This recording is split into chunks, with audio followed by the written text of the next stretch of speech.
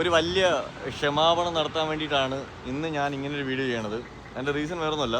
മുമ്പ് ഞാനും നമ്മുടെ സൗമ്യ ചേച്ചിയും കൂടെ ചേർന്നിട്ട് നമ്മുടെ ചട്നി മാമി റെസ്റ്റോറൻറ്റിൽ ബാഹുബലി ദോശയെ പറ്റിയിട്ടൊരു വീഡിയോ ചെയ്തിട്ടുണ്ടായിരുന്നു. ആ വീഡിയോ നമ്മൾ പ്രതീക്ഷിക്കുന്നതിനേക്കാളും ഭയങ്കരമായിട്ട് വൈറലായിപ്പോയി. ഒരുപാട് ആൾക്കാർ അത് കണ്ടു.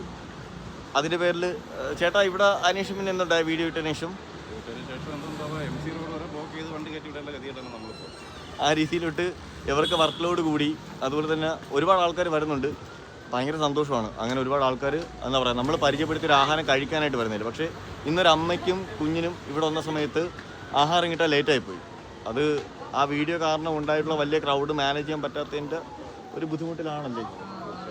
അപ്പോൾ ആ ചേച്ചിയും കൊച്ചും കൂടെ ഇവിടെ വന്ന് ആഹാരം കിട്ടാൻ താമസിച്ചതിൻ്റെ പേരിൽ എന്നെ ചീത്ത വിളിച്ചുകൊണ്ട് ഇറങ്ങുന്നത് കേൾക്കേണ്ട ഗതികേട് എനിക്കുണ്ടായി.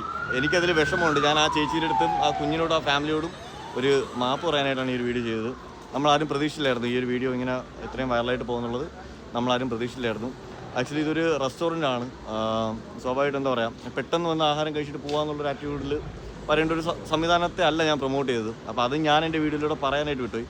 പത്രത്തിലുള്ള കാര്യങ്ങൾ മെൻഷൻ ചെയ്തുകൊണ്ടാണ് ഈ ഒരു വീഡിയോ ഇട്ടത്. ആ ഒരു ഫാമിലിക്കും അതേ അനുഭവം ഉണ്ടായിട്ടുള്ള ആൾക്കാരോടും ഒരു സോറി ചോദിക്കണമെന്ന് തോന്നിയിട്ടാണ് ഇങ്ങനൊരു വീഡിയോ ചെയ്തത്. Really sorry. അത് കൺസിഡർ ചെയ്യണം.